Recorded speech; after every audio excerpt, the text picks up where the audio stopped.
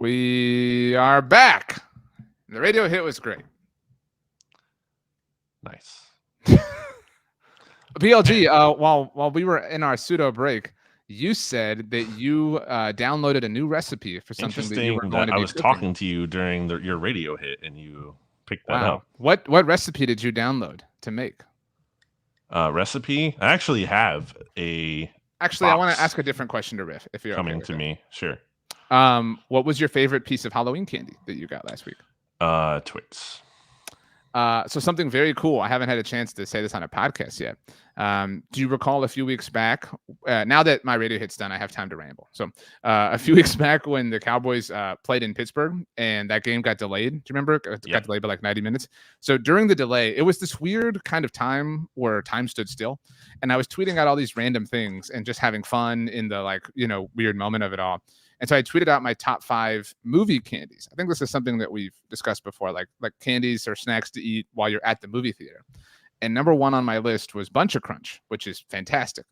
And, I don't mean this in a influencer way, but like the tweet kind of took off and did a little bit well. And the Crunch people reached out to me. And I was going to reach out to you about this. I was like, where's my Crunch? Give me some Crunch. They were like, thank you so much for shouting us out. We really appreciate it. They asked for my address, not to dox me, to use one of your favorite terms. But they sent me a huge care package with the minis, the regular Crunch bars, several boxes, a bunch of Crunch. It was very cool. A bunch of Crunch. Mm-hmm. Great. Now you're just doing it to like ride the wave. You know what I mean? You got to be a trendsetter on your own. So. I would like some Crunch. So if they're listening, send me some Crunch. Anyway, Jonathan Mingo trade is where I left off. Really bizarre move. I get it. It's not just about the rest of the season. Like, that's not what it concerns me for the sake, not really concerns me, but that's not the concern with the trade. It's more that he's not a good player on a team where like other players are outperforming him and bizarre. And to my point, the larger point I was making there is like, I think the Cowboys they'll rebound after this bad season that they're going to have, but I don't know to the extent of which that rebound will be. And certainly the front office isn't inspiring a lot of confidence. I think, I just think they'll be better. It'll feel better than it does right now, but I also don't know how good it'll feel.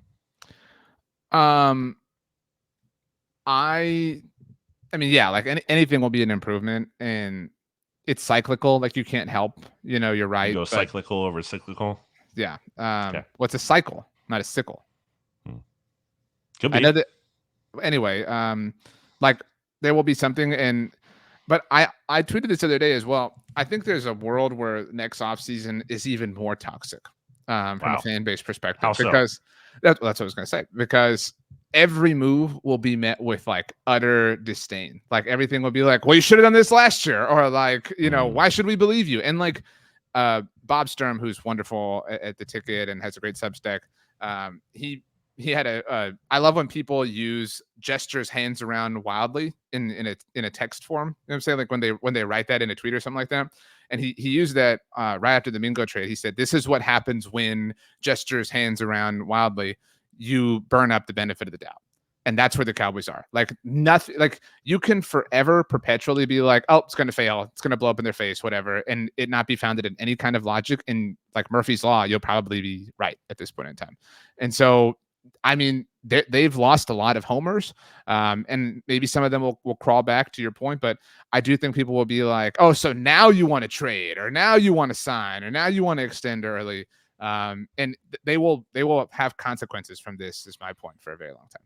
Well, you'll have in the eyes of the fans. You'll have the Micah Parsons extension, right, to celebrate, unless they trade him to the Eagles, where he actually does want to play. Again, I do think that like riles any of us up at this point. Like, I mean, it is what it is. It's not about riling. It's just true. It's true. Cool. Okay, great. Anyway, you have one more thing, and then we can move on to the Commanders and Giants. I mean, it's kind of like, it's tough because it's a matchup here where talk about the actual game. Okay. Right. Well, I was looking forward to this one because even with the Cowboys struggling, it's like, okay, one of the few times we get to see Dak Prescott go up against Jalen Hurts. We literally saw it the last time they played, and you told us that game didn't count. It didn't and it did count, but it wasn't You were like, a oh, particularly you're like, interesting matchup with I even don't footing. care about this one, so whatever. I said they were going to lose. It was a guarantee they're going to lose. They're coming off. They were at a terrible spot. Anyway, okay, but again, we saw it, and now it's like, oh well, we never see it. We literally just saw it the last time they played. So, but we don't see it as often as we should, which is the but point. we literally just the last time it happened, it was this. So I'm not saying we never see it. I'm saying we don't see it like there's too many times. The point is, and you'll agree with this, or you should agree. We saw it in both games last year. Both games were Dak Hurts. That's so rare. That's what I mean. Like that's a rare has been thing in the NFL for like see. 10 minutes. I mean, so this is there since 2020. We've seen the same matchup fifth season now. Okay. Anyway, we're not seeing it this weekend is the point. And that has also been a common trend throughout this Eagles-Cowboys matchup or games, regardless, in Week 18, where the game actually it doesn't matter. So, but this one does matter, I would say, at least for the Eagles, and being able to kind of like stick a fork in the Cowboys, basically, at this point. So there is that. And I guess that's really the big angle for the game. Is there any hope for you, number one, that the Cowboys can actually win this game? And like, if they did, would you be like, season is back on? No, there's nothing that could convince me the season is back on. So this is the 17th time, I believe, that the Cowboys have had 3 or fewer wins through their first 8 games. They're 3-5, obviously. And outside of 2020, which was, the quarterback's hurt, the season's over type thing. The last time they were in this spot was 2018. And everybody remembers that, obviously, because they traded for Amari Cooper. They were actually 3-4 when they made that trade.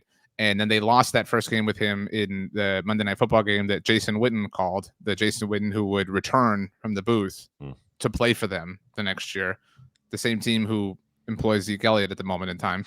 But anyway, so they lost that game to fall to 3-5. Now they played the Eagles just like now when they were 3-5. That game was in Philly. That was kind of I wouldn't say we felt the same. I don't remember how you felt then. But it was a do or die game at that moment, especially because they had just traded for Amari. It felt like they could fire Jason Garrett. They should fire Jason Garrett, whatever. They won, I think, 5 in a row to rip them off. And so, I mean, they kind of stole that division. So even if they did win this game, it'd be like, cool, you're 4-5. Now you're going to play the Texans. And I know they're a little bit down right now. But then, like, I don't view the Eagles, and I really am not trolling, as the threat in the division. I think it's Washington now. Sure. I mean, they're first. So, like, barring a collapse from them, like they're at a point now where they're not just 3-5.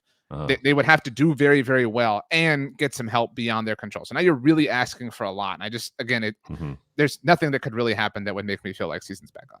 And then even if like they're in the wild card mix, they don't have the tiebreaker over the 49ers, so they have that going against them. You're probably like realistically hoping for a 7th seed at best in terms of being able to make the playoffs. Realistically, you're probably hoping the team bottoms out, I'm guessing. Yeah, and that's why like they are at the bottom. Like that's why like starting Cooper Rush is so like empty calories to me. You know what I mean? Like I did want to put something on your radar. Maybe you can create some sort of content about this if it does happen. So every week I shout out to Stathead and the Pro Football Reference. Every week I comb through the recent game for the Cowboys and look for like, things that stand out or whatever, and kind of look at them through the lens of both Cowboys franchise history and NFL history, just to kind of see like, oh, wow, they're the first team to do this, or they're the first team since whoever to do this. So the Cowboys have a 5-game streak at home of something horrible. They have allowed 415 total yards. Wow. This dates back to last year, obviously, to that Lions game, actually, that we were talking about a moment ago, or a lot of moments ago for you and I in real time. Anyway, so in 5 consecutive games in their building, they have allowed 415 total yards. So that's the number for the Eagles to reach. Because if the Eagles do, the Cowboys will have the longest home streak ever. The Cowboys are one of 2 teams to have a 5-game home streak of such variety. The other team was the 2012 New Orleans Saints with Rob Ryan calling the shots. So if the Eagles hit 415 total yards, they put the Cowboys in misery all by themselves. How do you think this game goes then? I don't think the Eagles get there because I think this is like, I think it's like 20-3 at halftime. You know what I mean? And then I think like the first possession of the second half is like a pick 6. You know what I mean? And it just kind of gets away early. I would, I did and not to continue to brag, but I did an appearance on the the PST Table Talk podcast that we both know and love. Yeah. Shout out to And Jeff. And Jeff was asking me, like, do you think Saquon, I forgot what number he threw out for Saquon. It was like 140 or maybe it was lower than that. I was like, dude, I would take the under, like, because it's not going to be necessary. Like, you know, Saquon's going to be at like 70 yards when this thing gets out of hand, and there's going to be no reason to continue to put him in jeopardy. So I wouldn't touch anything like that, just because this is a really bad Cowboys team with a healthy Dak Prescott. Right. So what we're about to see is about to be pretty gross.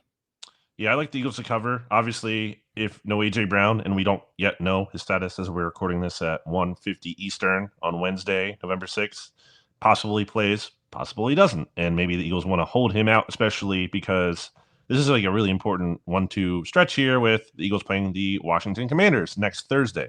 So ideally, the Eagles come in here, they make a statement, go up early on the Cowboys, put a fork in the Cowboys season, basically, although it might be already cooked, and then get your starters out of the game and be able to kind of, you know, have that little leg up coming back to the link on Thursday Night Football for a incredibly crucial game against the Commanders. We'll see how the Commanders do this week. They got the Steelers. Russ, your boy, interested to see how that one goes. But regardless of the results in that one, will be a really big game for probably the division lead in Philly. So yeah. Dan and I were you know, we were both on the Hawks, and you know, he was coordinating the defense, and you know, I was playing quarterback, and you know, every practice felt like the Super Bowl. I mean, you know, and we won the Super Bowl. You know, I mean, all of us together as one. And so you know, we're on different sides now, and you know, he's trying to win that Super Bowl, and you know, we're trying to get number 7 here in the Berg, and you know, so it's gonna be a great time.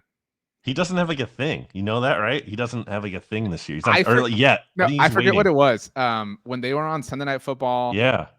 Melissa Stark. Yep. Yeah, she had to report. She said it, whatever it was going to be. She asked him. Yeah, and she said that he said that it was going to like come back if they won that game, and they did. So I don't know where it went. But he didn't say it. Yeah. So he's waiting to break it out. Good for him. Very interesting. But I guess what would it even be? Would it be something about how like the Eagles and Steelers used to be, you know, one franchise? The Eagles and Steelers do play in a later this season, but yeah, I'm not sure. It would be, you know, I've been thinking a lot about, you know, what to say, you know, and I thought about going something, you know, black and yellow. It's so cool, you know. You got the Penguins and the Pirates, but I'm ready, and it's fries on a sandwich. They're good. He probably should say black and yellow. Maybe that might be the best thing. That's that wouldn't be new and unique though. That, you know what I mean? That's just. But like the Steelers don't have a great thing. They have "Here We Go," their fight song, but that's, you know, Dak says that. And they have like, "Renegade." That's kind of like their thing. Yeah, I mean that is a cool thing. I actually like, and I think it's funny. It's very Pittsburgh, but you can't. It's not like fries on a sandwich. How about Pittsburgh is the best city in Pennsylvania? That's what you want him to say. That's really catchy. Not true. Number 1 and 2. Anyway. Yeah, so that's this week's game. Do we want to talk about the rest of the NFC East, I guess? Yeah, so do you want to go Giants? I think we could do Giants first, just because it's not going to take long. We have to go in order from the rest. We didn't go in order. This game. What are you talking about? We went the exception of this game. So the Commanders. No, they deserve more time. That's what I'm saying. Like I want to just like. So get the Giants. I mean, what's there to say? It's what we've always said for basically the inception of this podcast. Like, bad organization. Nothing to hang their hat on. And although we did say when they hired Joe Schoen and Brian Daboll, like, oh, maybe the Giants could finally be back on the right path. Joe Schoen, I think, has been especially bad. It hasn't been called out. Like you're talking about Mike McDaniel not getting called out earlier. I don't think Joe Schoen is proper. I mean, it's been a little bit more with the Saquon stuff being so public and on Hard Knocks like that. But like, it's not even just that move, though. He's made a lot of other bad moves and bad decisions since he's been there. And if I could only keep one of them, I'd keep Daboll over Schoen. I think, you know, it sounds like they might keep both, which would be, I mean, fantastic. Great. Please do that.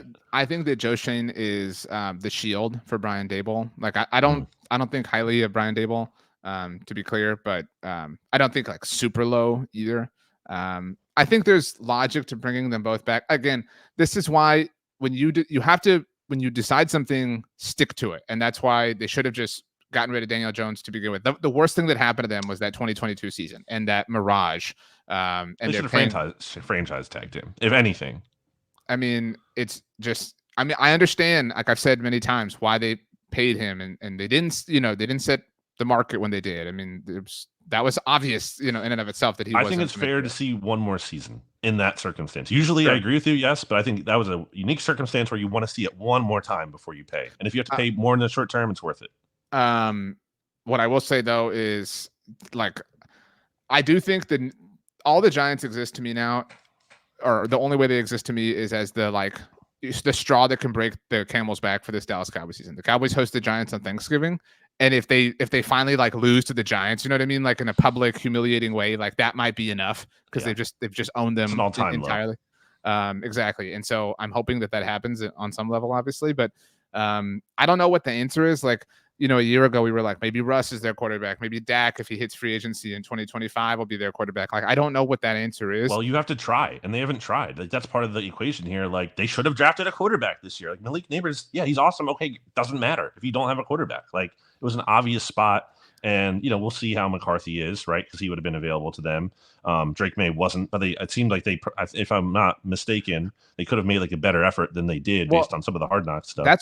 First of all, I think that no team will ever do that Hard Knocks again because the Giants are getting destroyed for that.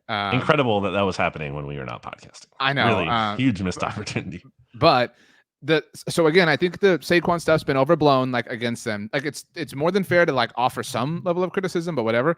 But the other thing that gets blown out of proportion was it his son that said Jaden Daniels should be awesome? Hey kid, he was gone. Like but people act like, man, Joe Shane sucks so much. Even his kid knew that he should have drafted Jaden Daniels. Like, how would they have taken him? Like, their division rival was going to trade with him. But he could have gotten No, but my point is, like, dunking on him for that specifically is silly. Yeah, sure. But yeah, May was on the table. I think they realistically could have traded up. McCarthy, obviously, Bo Nix. Yeah, you had to do something. And they didn't do anything other than sign Drew Lock. Like, okay, great. It doesn't really. So are we ready presume. Well, it's what's funny kind of right now. Last thing on the Giants, not so funny for them. They're tied for the worst record with a bunch of other teams at 2-7. But their strength of schedule has been so difficult, and that's the tiebreaker when teams have the same record. So it's like they're in the worst spot, that they're terrible and they face all these bad teams, but they're being punished for it, and other teams are ahead of them in the draft order. So. You and I and all the other NFC East non-Giants fans are certainly rooting for them to win some games here down the stretch so they don't get that top pick. I don't know that you knew this, but so the Cowboys played them on Thursday Night Football. We didn't get to do our Cowboys have to do a road Thursday night game off of a Sunday for the first time ever thing. Wow. That would have been a lot of fun. Wait, they did, right? They didn't do that? Yeah, that's what I'm saying. 2 years ago, they did do a road Thursday game, but they had played the Eagles but not Sunday to Thursday. Right. They played the Eagles on Christmas Eve, which was a Saturday that year. Yeah. So they went Saturday to road Thursday. This year they went Sunday to road Thursday, and it was a big thing. And so we would have had fun with that. But how'd they play? Well, they beat the Giants, and they also play well. They also beat the Titans. Then, they didn't play well because they stink. Like that wasn't because of part of it. But what I wanted to bring up about that game, I've never seen anything like this, and I forget how many teams had done it because I did look it up. But the Giants had 26 rushing yards that night. Okay. On 24 carries. That's impossible. Like that's actually impossible to think about. It's not impossible. It happened. I mean, but you get my point. So, okay. Are we ready to move on to the Commanders? Commanders are legit.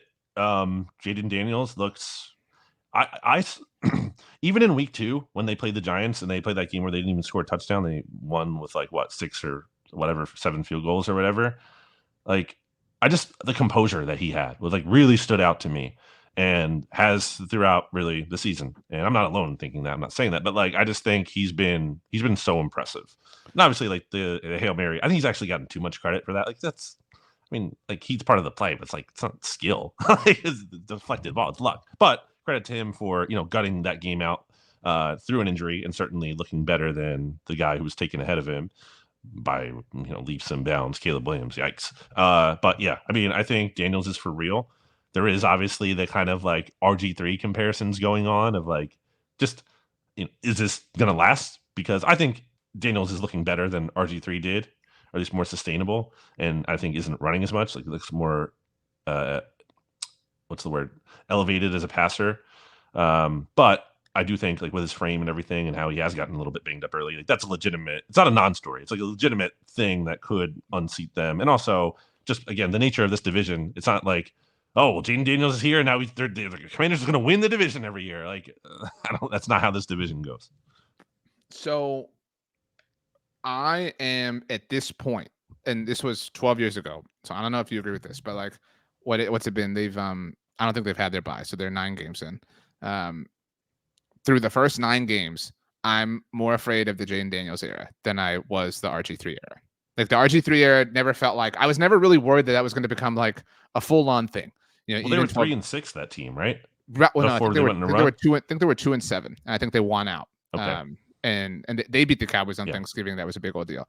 But like what he was just, and I know it was happening at the same time as Colin Kaepernick and everything, but it never felt like it was going to really stick. I know that's easy to say with hindsight, but there's Dan Snyder was still there. Yeah. Right. And that's a big part of it. Like they just, I don't think that this is outlandish. They seem kind of cool. Like there's, you know what I mean? Like it seems cool and it seems fun, and their vibes are undeniably like really good. Yeah, and like the Hail Mary thing is like that's when, like, I don't mean it's your year, like they're gonna win the Super Bowl, but like that's when like it's real, like it's actually happening for you. Yep.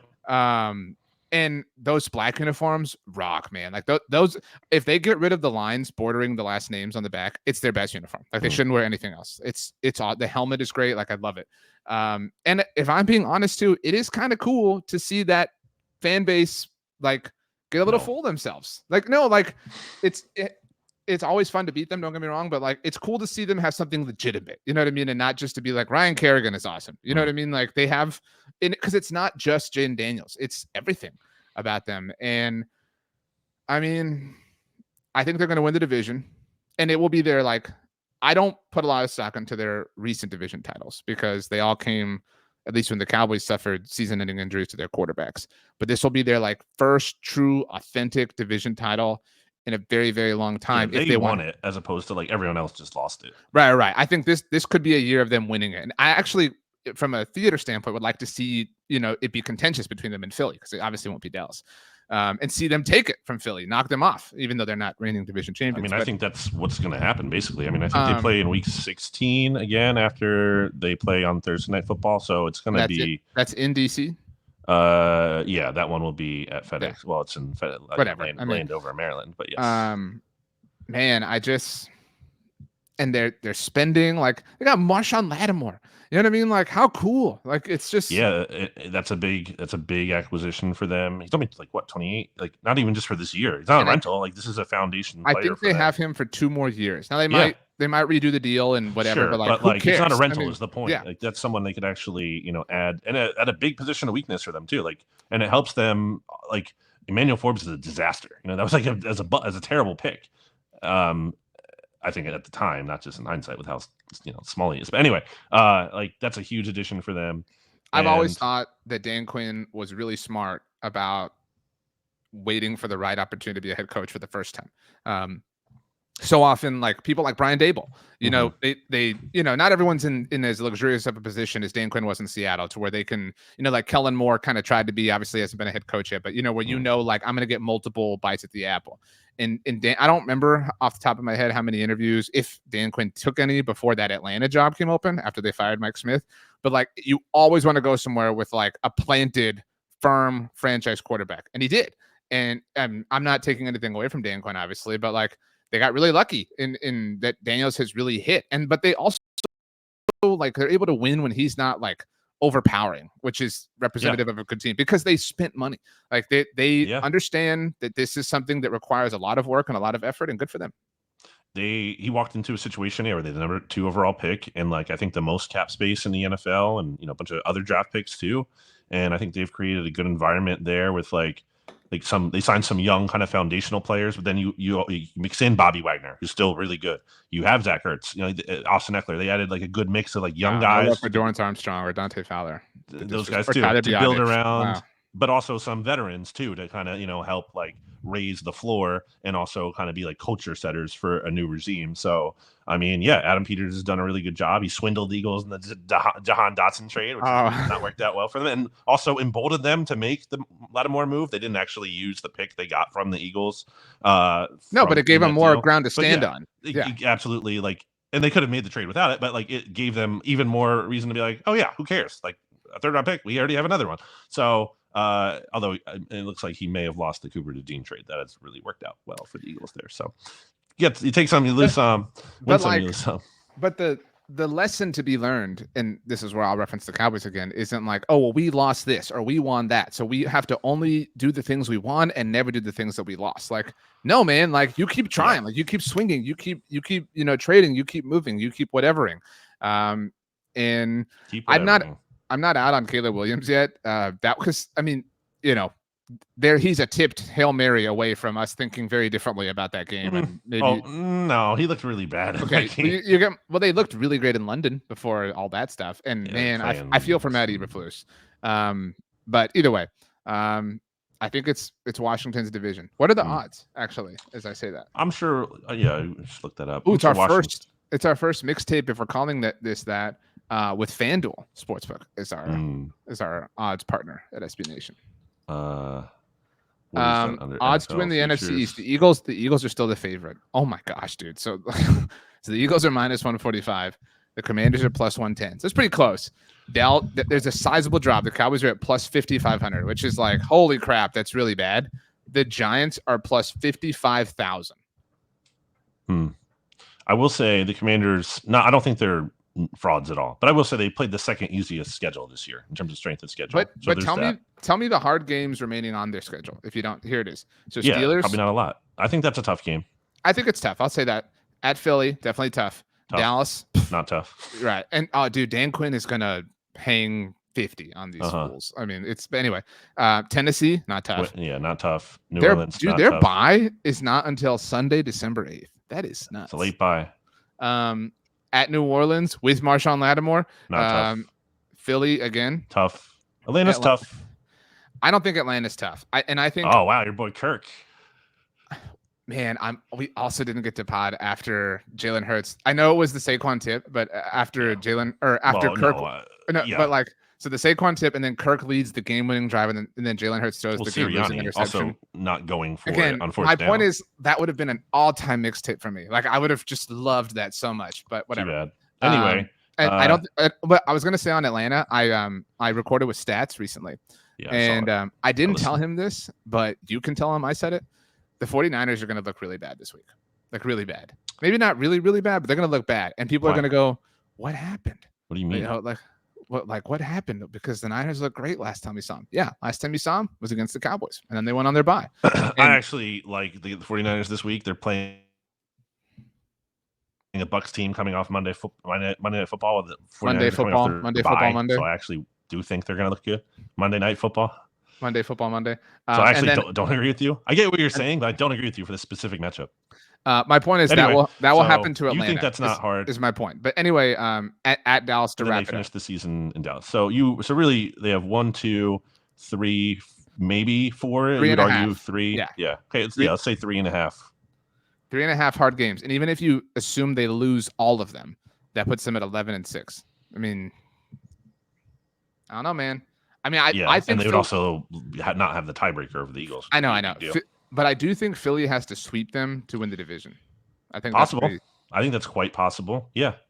Also, because 5 of these games are on the road. I mean, Philly, 3 more, only 3 more on the road. 5 of them are at home. So if we define if we do the tough game thing for the Eagles, at Dallas, no, then Washington, that's 1. Yeah. At the Rams, definitely 2.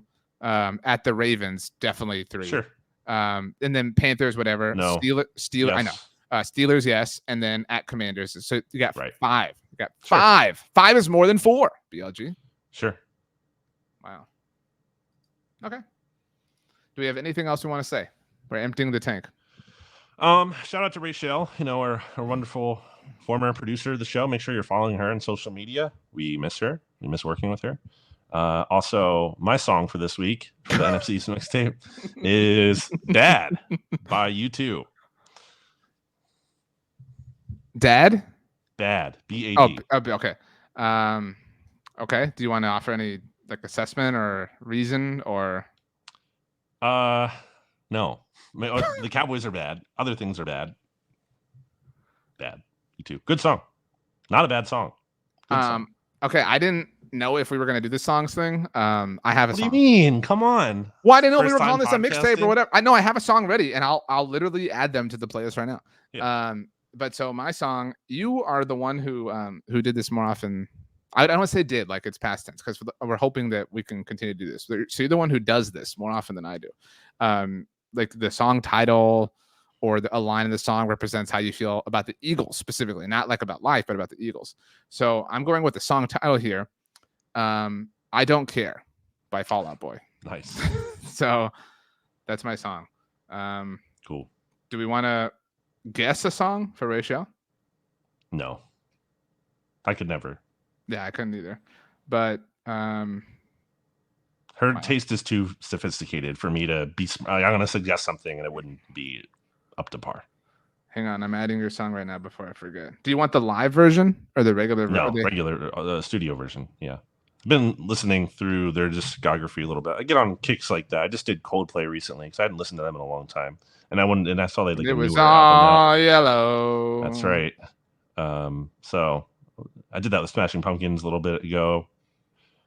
What do you think were the last songs we added before these two?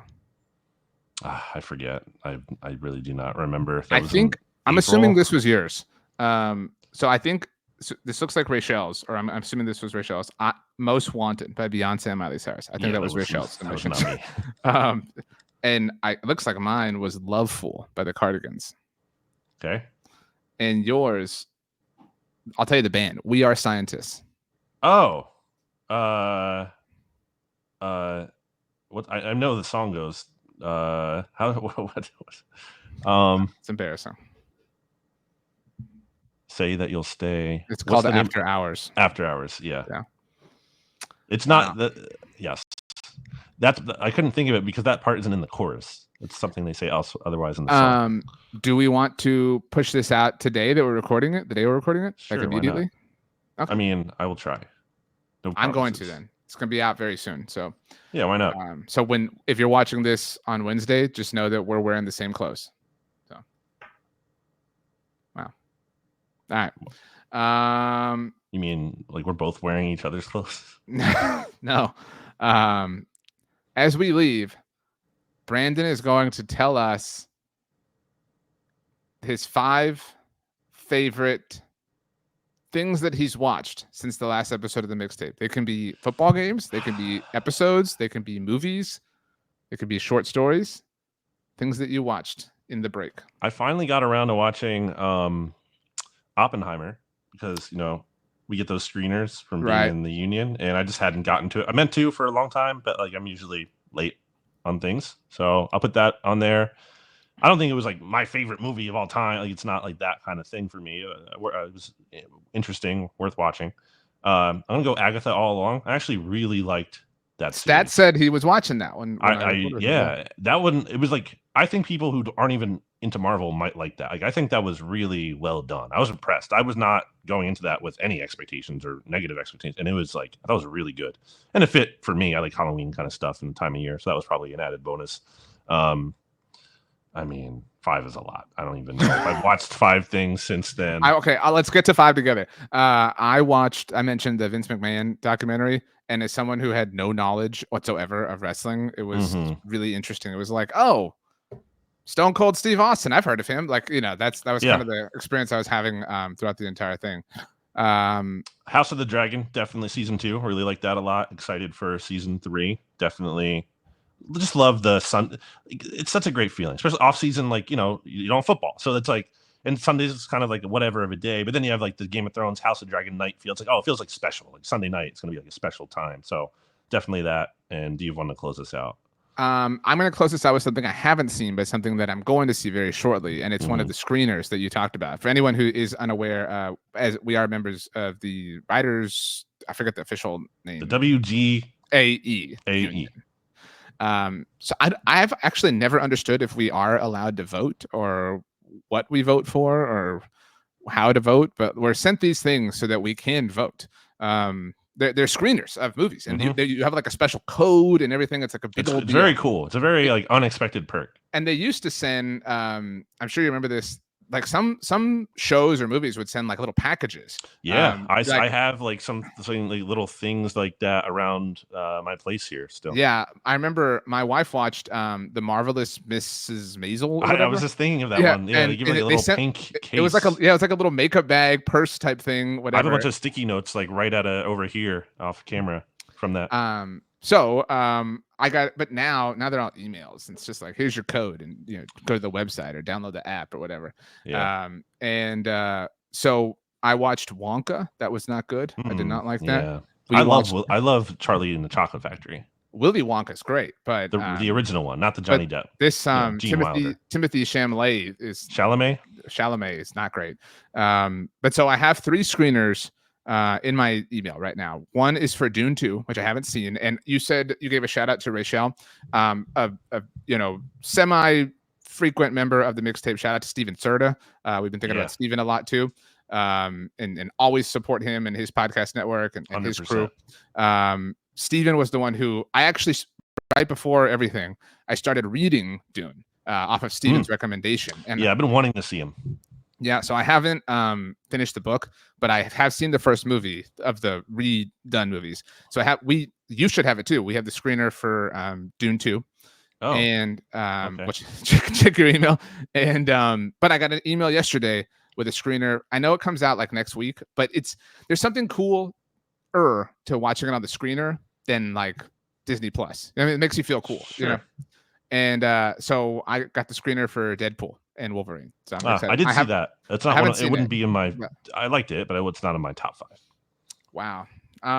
Do we want to close with like a message to the mixologists? They've been waiting to hear from us for a long time. And it's from Charlie and the Chocolate Factory with Gene Wilder. And it goes, we are the makers of music, and we are the dreamers of dreams. My words to the mixologists are, number one, I always fought for this name. Just so you know. Brandon was the one who opposed it. There was another one that we did not like, if I recall. All right, let's wrap this up. Okay. Burr! I'm in the icebox. If you know what that means, then we really love you. BLG, tell everybody we love them. Love you.